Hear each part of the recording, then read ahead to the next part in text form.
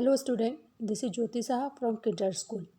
Today we will study class 8 maths chapter 11 mensuration. Student, इस chapter को पढ़ने से पहले जो मैंने आपको इंट्रोडक्शन वीडियो दिया है उसको पहले देखना, तभी ये एक्सरसाइज आपसे सॉल्व होगी. Okay student, now first we discuss exercise 11.1.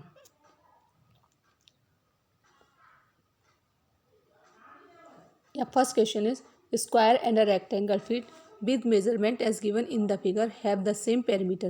Which field has a larger area? यहाँ पे दो फिगर दिए हुए हैं, उसमें से किसका लार्जर एरिया है. देखो, एक दिया है आपको स्क्वायर और दूसरा दिया है आपको रेक्टेंगल. और हमको क्या दिया हुआ है, स्क्वायर की साइड दी हुई है और रेक्टेंगल की साइड दी हुई है. तो पहले हम क्या करेंगे, दोनों का जो पेरीमीटर सेम है तो हम स्क्वायर का पेरीमीटर निकालेंगे. पेरीमीटर स्क्वायर इक्वल टू क्या होता है, 4 मल्टीप्लाई बाय साइड. अब 4 का साइड से मल्टीप्लाई करेंगे, 4 मल्टीप्लाई बाय 60, क्योंकि साइड हमारी कितनी है 60 मीटर. तो हमारा आंसर क्या आ जाएगा 240 मीटर. यानी जो 240 मीटर है वो हमारा क्या है, स्क्वायर का पेरीमीटर है. और वही पेरीमीटर हमारा है रेक्टेंगल का, क्योंकि उन्होंने दिया है कि दोनों का पेरीमीटर सेम है. अब हम पेरीमीटर तो निकल आया है स्क्वायर का, अब हम क्या निकालेंगे, स्क्वायर का एरिया निकालेंगे. स्क्वायर का एरिया निकालेंगे तो क्या होगा, एरिया निकालने के लिए क्या होता है, साइड मल्टीप्लाई साइड. तो हम 60 मल्टीप्लाई 60 करेंगे तो क्या हो जाएगा 3600 मीटर स्क्वायर.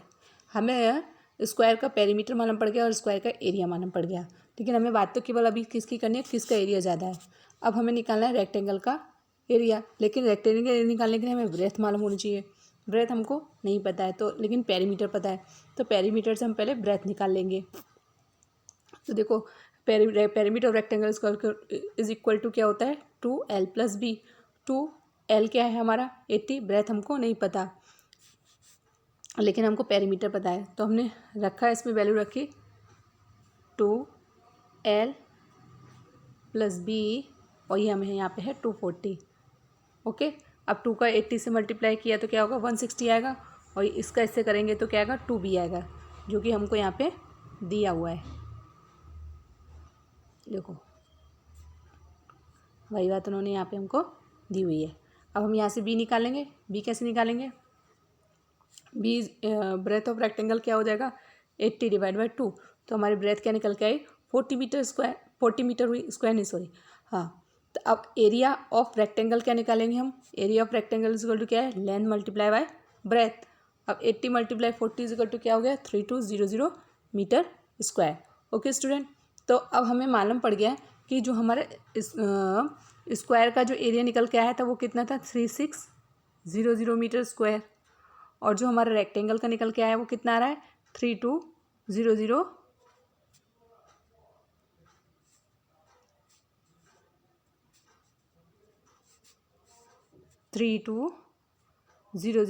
मीटर स्क्वायर आ रहा है. ओके स्टूडेंट, इससे हमें ये मालूम पड़ रहा है कि जो हमारा एरिया किसका ज़्यादा है, स्क्वायर का एरिया हमारा ज़्यादा है. तो जो ये स्क्वायर फील्ड है उसका एरिया हमारा ज़्यादा है. ओके स्टूडेंट, अब हम बात करते हैं क्वेश्चन नंबर 2 की. क्वेश्चन नंबर 2 में कहा है मिसेस कौशिक ने क्या किया, एक प्लॉट लिया है, ठीक है, और उसके चारों ओर क्या बनाना चाहते हैं, एक गार्डन बनाना चाहते हैं और अंदर एक हाउस बनाना चाहते हैं. तो अब गार्डन जो है, find the total cost of developing garden around the house. House के चारों गार्डन बनाने की कॉस्ट क्या होगी. अगर जो रेट है वो क्या है 55 पर मीटर स्क्वायर है, अगर हम गार्डन को हम डेवलप करते हैं तो. लेकिन जब हमें कॉस्ट पूछी जाती है तो हमें उसका एरिया तो मालूम होना चाहिए, तभी तो हम निकाल सकते हैं. तो पहले हमें गार्डन का एरिया निकालना पड़ेगा. तो हम कैसे निकालेंगे, जो एरिया ऑफ स्क्वायर प्लॉट, बाहर का कितना एरिया दिया है 25 दिया है स्क्वायर की फॉर्म में. तो एरिया ऑफ स्क्वायर प्लॉट क्या हो जाएगा, साइड मल्टीप्लाई साइड, तो क्या निकल के आएगा 625 मीटर स्क्वायर. ओके, अब हाउस का क्या है, हाउस है हमारा, लेंथ उसकी है 20 मीटर और ब्रेथ है उसकी 50 मीटर. इसका करेंगे तो एरिया ऑफ रेक्टेंगल की शेप में है हाउस, तो लेंथ मल्टीप्लाई ब्रेथ, तो लेंथ मल्टीप्लाई ब्रेथ करेंगे तो क्या आ जाएगा 300 मीटर स्क्वायर. ओके स्टूडेंट, अब एरिया ऑफ रिमेनिंग पोर्शन में से हम कैसे निकालेंगे, जो टोटल एरिया है उसमें से हम हाउस का एरिया सब्ट्रैक्ट कर देंगे, तो हमें मालूम पड़ जाएगा कि जो चारों तरफ जो गार्डन डेवलप करना है वो कितने मीटर स्क्वायर का है, वो 325 मीटर स्क्वायर का है। ओके स्टूडेंट, अब हमें कॉस्ट पूछिए। कॉस्ट हमको पता है 55 रुपीज़ पर मीटर स्क्वायर है, ठीक है। तो 1 मीटर स्क्वायर के लिए 55 रुपये। ओके, तो 325 मीटर स्क्वायर के लिए कितना चाहिए, 55 से मल्टीप्लाई कर देंगे तो हमको मालूम पड़ जाएगा कि हमको 17,875 रुपये चाहिए। ओके स्टूडेंट, अब हम बात करते हैं क्वेश्चन नंबर 3 की। क्वेश्चन नंबर 3 में कहा है कि ये जो आपको शेप दिया हुआ है इसका आपको क्या निकालना है, एरिया और पेरीमीटर दोनों ही निकालना है। तो देखो, एरिया निकालने के लिए हमें क्या करना पड़ेगा, ये हमको दिख रहा है एक रेक्टेंगल शेप दिख रहा है, ये क्या दिख रहा है, सेमी सर्कल दिख रहा है, और ये भी सेमी सर्कल दिख रहा है, ठीक है। ओके स्टूडेंट, एरिया निकालने के लिए और पेरीमीटर निकालने के लिए हम अगर यहाँ नाम दें ए बी सी डी, तो ये हम कैसे जाएंगे, अगर हम जाते हैं पेरीमीटर निकालने, अगर हम इस पॉइंट से स्टार्ट करें तो हम ये लाइन, ये सेमी सर्कल, ये लाइन और ये सेमी सर्कल को हम करेंगे, आउटर एरिया लेंगे, लेकिन ये जो इनर वाली लाइन है ना, ये वो नहीं आएगी हमारी पेरीमीटर में। ओके स्टूडेंट, तो अब चलो, अब हम निकालते हैं। पहले हमें क्या निकालना है, अब हमें मालूम है 20 मीटर की जो है ये जो लेंथ दी है ना यहाँ पे, वो 20 मीटर की दी है, तो हमारी इतनी लेंथ कितनी होगी टोटल हमको बताइए। तो ये जो हमारी लेंथ जो निकलेगी वो क्या है, और ये हमारी कितनी बताइए, यहाँ से यहाँ तक की लेंथ कितनी बताइए, उन्होंने दिया हो लेंथ ऑफ रेक्टेंगल 20 माइनस 3.5 तो हमारे यहाँ पे लेंथ हमने सॉल्व कर ली, तो हमारी लेंथ कितनी आ गई, 13 मीटर आ गई। उन्होंने यहाँ पे दिया हुआ है लेंथ तो हमारी आ गई 13 मीटर, और हमारी ब्रेथ कितनी दी हुई है, 7 मीटर, ठीक है स्टूडेंट। अब पहले उन्होंने क्या किया है कि सेमी सर्कल का निकाला है। सेमी सर्कल का फॉर्मूला क्या होता है, अगर हम सरकमफ्रेंस निकाल रहे हैं, सरकमफ्रेंस का फॉर्मूला क्या होता है, 2πr होता है, 2πr सर्कल के लिए, लेकिन हम सेमी सर्कल यानी उसका आधा, तो हम क्या कर देंगे, 2 से 2 गया तो πr हो जाएगा। ओके स्टूडेंट, तो सेमी सर्कल यहाँ पे कितने सेमी सर्कल बन रहे हैं, 2 बन रहे हैं। तो पहले हम अगर एक इस वाले का निकालो, किसी भी इसका निकालो कि इसका निकालो, किसी भी एक का निकालना है, तो हमने क्या निकाला, हमने चलो इसका निकालते हैं। तो क्या हुआ, पाई की वैल्यू 22/7 मल्टीप्लाई बाय 3.5, ये आर रखा।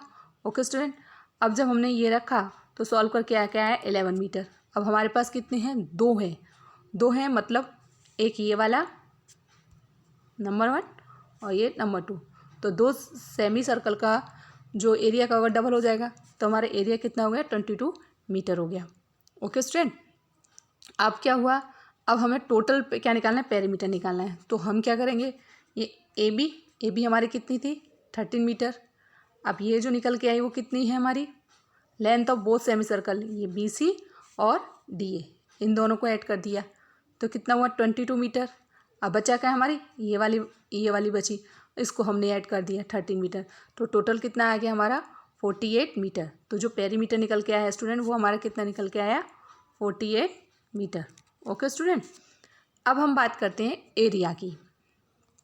एरिया निकालने के लिए क्या होता है, एरिया ऑफ रेक्टेंगल, आप यहाँ शेप दिख रहे हैं, शेप देख रहे हैं, यहाँ पे एक रेक्टेंगल बन रहा है और ये 2 सेमी सर्कल बन रहे हैं। ओके, तो हम जो एरिया एक सेमी सर्कल का निकलेगा वही दूसरे सेमी सर्कल का निकलेगा। तो एरिया ऑफ रेक्टेंगल क्या होता है, लेंथ मल्टीप्लाई ब्रेथ, तो लेंथ तो 13 है और ब्रेथ कितनी है, 7 है, और 2। अब सेमी सर्कल के लिए क्या होता है, सर्कल के लिए क्या होता है, πr स्क्वायर होता है, इसका आधा कर दें 2, और हमें 2 का निकालना है तो हम 2 से मल्टीप्लाई कर दें, ये 2 से 2 चला जाएगा, तो हमारा क्या बन जाएगा, πr स्क्वायर। तो वही इन्होंने यहाँ पे किया है, इस लाइन इन्होंने यहाँ पे यही किया है, 2 मल्टीप्लाई हाफ 22/7 3.5 का होल स्क्वायर। जब इसको सॉल्व किया तो क्या है हमारा, ये 90 बनाया रेक्टेंगल के लिए, और 2 सेमी सर्कल के लिए आया 38.5 आया। जब हमने इसको ऐड कर दिया तो हमारा क्या आया, 129.5 मीटर स्क्वायर। ओके स्टूडेंट, तो हमें यहाँ पे एरिया भी मालूम पड़ गया और पेरीमीटर भी मालूम हो गया इस जो ये फिगर दी है उसका, जिसमें एक रेक्टेंगल और 2 सेमी सर्कल है। अब क्वेश्चन नंबर 4 में क्या कहा है स्टूडेंट, कि एक प्लॉट है, उसमें हमको टाइल्स लगानी है। ओके स्टूडेंट, और हमें क्या बताना है, कितनी टाइल्स लगेंगी। तो इस तरह के सवाल के निकालने के लिए पहले हमें फ्लोर का एरिया निकालना पड़ता है और जिस शेप की टाइल्स लगा रहे हैं उसका एरिया निकालना पड़ता है। तो एरिया हमारी पैरेललोग्राम की हमें टाइल्स लगानी है, तो उसका एरिया क्या है, बेस मल्टीप्लाई बाय हाइट होता है। तो जो एरिया निकला है हमारा टाइल्स का कितना गया, 270 सेंटीमीटर स्क्वायर आएगा। ओके स्टूडेंट, अब हमें निकालना है area of floor. Area of floor क्या होता है, उन्होंने दिया हुआ है, निकालने की जरूरत नहीं। एरिया ऑफ फ्लोर उन्होंने दिया हुआ है 1080 मीटर स्क्वायर। तो हमेशा फॉर्मूला होता है required number of tile is equal to area of floor upon area of each tile. और जब हम इसको सॉल्व करेंगे तो हमें आंसर आ जाएगा। अब इसमें एक चीज़ ये ध्यान रखने की है कि यहाँ पे जो यूनिट दी है ना, डिफरेंट दी है। ये मीटर स्क्वायर है और ये सेंटीमीटर स्क्वायर है। ठीक है, तो हम जो एरिया है उसको मीटर स्क्वायर में को सेंटीमीटर स्क्वायर में बदलेंगे, क्योंकि सेंटीमीटर स्क्वायर में बदलना ईजी होता है। 1 मीटर इज इक्वल टू क्या होता है, 100 सेंटीमीटर होता है। अब हमें 2 बार निकालना है, तो 1 metre square is equal to क्या कर देंगे हम, 2 जीरो और ऐड कर देंगे, तो हमारा सेंटीमीटर स्क्वायर हो जाएगा। ओके स्टूडेंट, तो इसको जब हम सॉल्व करेंगे तो हमारा एरिया निकल आएगा। तो हमारे नंबर ऑफ टाइल्स निकल आएंगे। तो कितनी टाइल्स निकली, 45,000 टाइल्स की हमें ज़रूरत पड़ेगी। ओके स्टूडेंट, अब हम क्वेश्चन नंबर 5 की बात करते हैं। क्वेश्चन नंबर 5 में कहा गया है कि एक आंट है, वो मूव कर रही है, कभी इधर से ऐसे चल के जा रही है, कभी इस पॉइंट से चल के इस तरह से जा रही है, कभी ऐसे मूव कर रही है। ओके, तो ये पूछ रहा है किस में ज़्यादा ये चलने में किस में सबसे ज़्यादा दूरी तय करेगी। तो दूरी तय करने के लिए हमें क्या निकालना पड़ेगा, पेरीमीटर निकालना पड़ेगा। अब ये आपको दिख रहा है, पेरीमीटर निकालने के लिए ये आपको सेमी सर्कल दिख रहा है। इस पहले ये क्या करेगी, यहाँ से उसने चलना मूव किया, तो पहले इतनी दूरी तय करेगी, फिर उसने ये सेमी सर्कल चलाए। ओके स्टूडेंट, तो हमें पहले सेमी सर्कल निकालने के लिए आर मालूम होना चाहिए। आर हमारा क्या होता है, d/2 होता है। रेडियस जो होती है डायमीटर का आधा होता है, क्योंकि यहाँ 28 सेंटीमीटर 2.8 सेंटीमीटर है, वो क्या हमारी डायमीटर है। तो हमें रेडियस कितनी निकल के आई, 1.4 सेंटीमीटर निकल के आई। तो पेरीमीटर ऑफ पहले वाला जो फिगर है ए का, वो क्या निकल के आया, 2.8, क्योंकि ये पहले इसने ये मूव किया 2.8, फिर ये सेमी सर्कल मूव किया। तो उन्होंने किया क्या है, पेरीमीटर ऑफ गिवन फिगर इसको 2.8 सेंटीमीटर प्लस पाई आर, क्योंकि 2 पाई आर का आधा करना पड़ेगा, क्योंकि ये सेमी सर्कल है। तो पाई आर की वैल्यू रखी उन्होंने यहाँ पे। पाई आर की वैल्यू क्या है, पाई की वैल्यू 22.7 और आर की वैल्यू जो है 1.4, और इसको सॉल्व करके क्या है हमारा 7.2 सेंटीमीटर आया। ओके स्टूडेंट, अब दूसरे वाले फिगर में क्या किया, देखो दूसरे वाले फिगर में भी 2.8 सेंटीमीटर है। तो पहले क्या कर रहा है, एक सेमी सर्कल चल रहा है और 3 साइड है उसमें।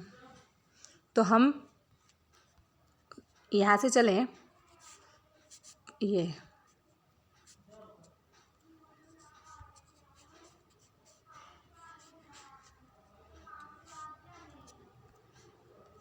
वाली साइड, एक ये वाली साइड और ये सेमी सर्कल, इस तरह से हमको करना है। तो क्या आएगा, 1.5 centimetre plus 2.8 centimetre plus 1.5 centimetre plus क्या है हमारा पाई की वैल्यू और ये आर की वैल्यू। जब हम इसको सॉल्व करेंगे तो हमारा आंसर क्या आ जाएगा, 5.8, और पाई की वैल्यू रखी और आर है हमारा। ये सबको सॉल्व करने के बाद हमारा आंसर आएगा 10.2 सेंटीमीटर। ओके स्टूडेंट, अब तीसरे वाले फिगर में क्या कहा है, ये देखो हम कैसे चल रहे हैं, एक ये चल रहे हैं, एक ये चल रहे हैं, और फिर ये सेमी सर्कल चल रहे हैं। ओके स्टूडेंट, तो हम कैसे करेंगे, हमने क्या चला, तीसरे वाले फिगर के बाद 2 सेंटीमीटर और 2 सेंटीमीटर प्लस सेमी सर्कल और पाई आर।